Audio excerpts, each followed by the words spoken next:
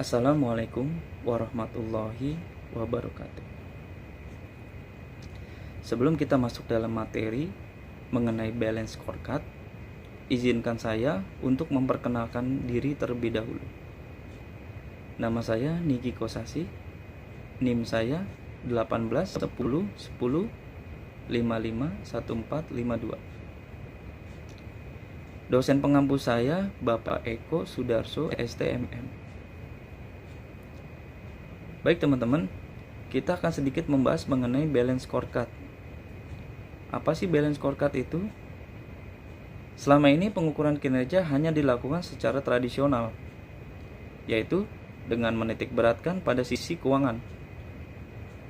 Manajer yang berhasil mencapai tingkat keuntungan yang tinggi akan dinilai berhasil dan memperoleh imbalan yang baik dari perusahaan. Penilaian kinerja perusahaan yang semata-mata dari sisi keuangan akan dapat menyesatkan, karena kinerja keuangan yang baik saat ini dapat dicapai dengan mengorbankan kepentingan jangka panjang perusahaan.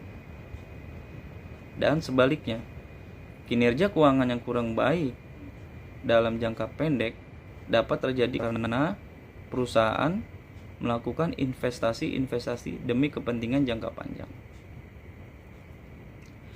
Untuk mengatasi masalah tentang kelemahan, sistem pengukuran kinerja perusahaan berfokus pada aspek keuangan dan mengabaikan kinerja non-keuangan, seperti kepuasan pelanggan, produktivitas karyawan, dan sebagainya. Maka, diciptakanlah sebuah model pengukuran kinerja yang tidak hanya mencakup keuangan saja, melainkan non-keuangan, yaitu konsep balance scorecard atau BSC.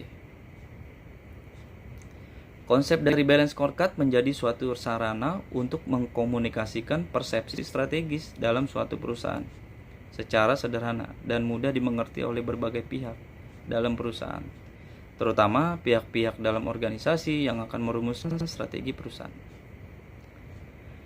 Pengertian balance scorecard sendiri jika diterjemahkan bisa bermakna sebagai raport kinerja yang seimbang atau balance. Scorecard adalah kartu yang digunakan untuk mencatat skor hasil kinerja seseorang atau suatu kelompok. Bisa juga untuk mencatat rencana skor yang hendak diwujudkan.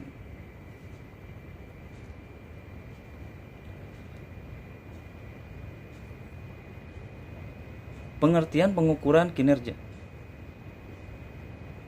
Pengertian penilaian kinerja atau pengukuran kinerja sendiri menurut Mulyadi 2007-419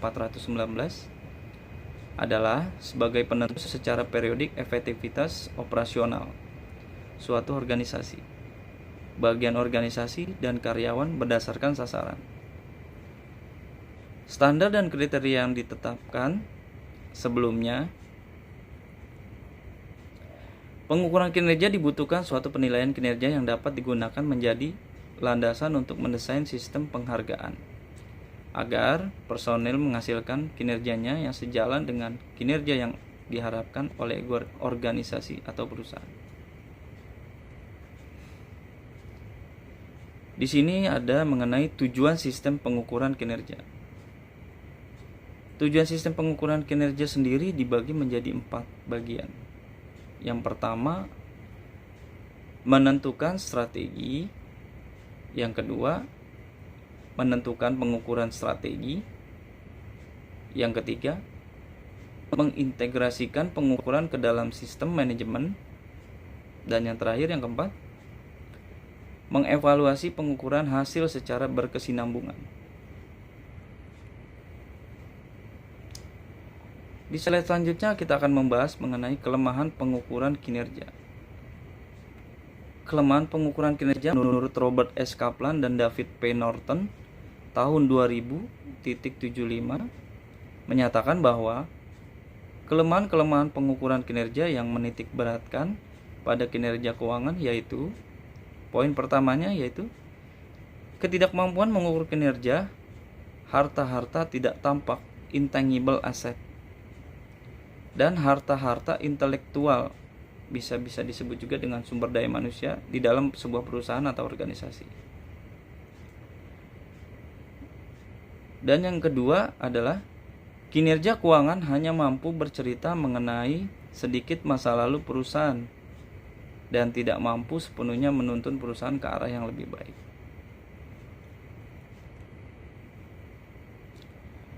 Poin selanjutnya yaitu pengertian mengenai balance scorecard.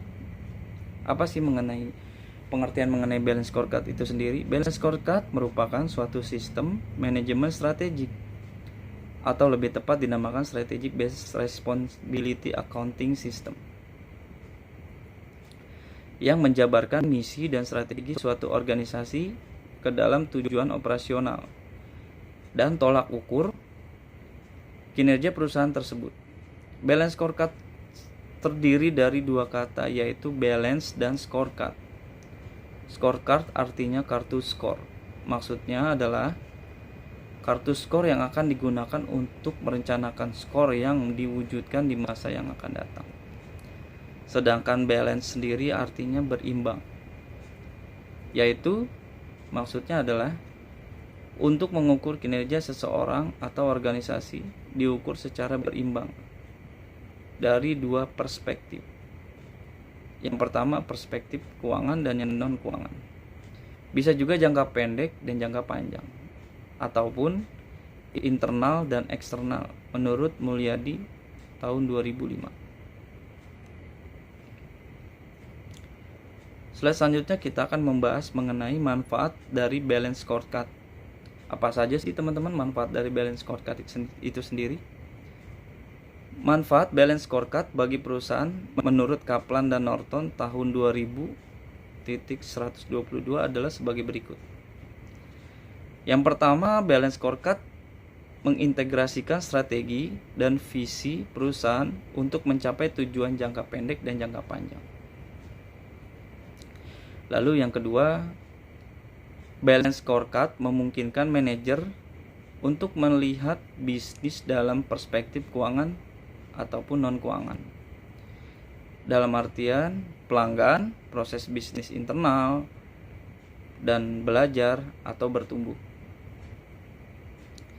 Di poin selanjutnya ada balance scorecard memungkinkan manajer menilai apa yang telah mereka investasikan dalam pengembangan sumber daya manusia dan sistem prosedur demi perbaikan kinerja perusahaan untuk di masa mendatang atau di masa depan.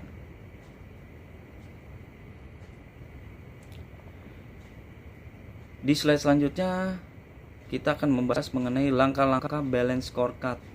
Apa saja sih teman-teman langkah-langkah balance scorecard itu sendiri? Yang pertama yaitu menerjemahkan visi, misi, dan strategi perusahaan. Yang kedua, mengkomunikasikan dan mengaitkan berbagai tujuan dan ukuran strategis balance scorecard. Yang ketiga, merencanakan, menetapkan sasaran, menyelaraskan berbagai inisiatif rencana bisnis.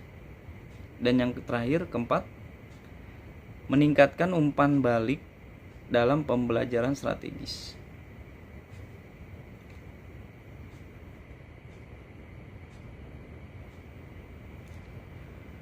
Di poin terakhir kita akan membahas mengenai 4 perspektif balance scorecard. Apa saja sih 4 perspektif balance scorecard itu? Yang pertama, perspektif keuangan, atau bisa disebut juga dengan financial perspektif. Dan yang kedua, ada perspektif pelanggan, atau bisa disebut juga dengan customer perspektif. Dan yang ketiga, ada perspektif proses usaha internal, atau bisa disebut juga dengan internal business proses perspektif. Dan yang keempat, ada perspektif pembelajaran dan pertumbuhan, learn and growth, atau infrastruktur perspektif. Dan yang terakhir, implementasi balance scorecard. Mungkin itu saja yang bisa saya sampaikan dari materi balance scorecard ini. Kurang dan lebihnya saya mohon maaf apabila ada kesalahan kata-kata ataupun pengucapan saya. Wabillahi taufiq wal hidayah. Wassalamualaikum warahmatullahi wabarakatuh. Terima kasih.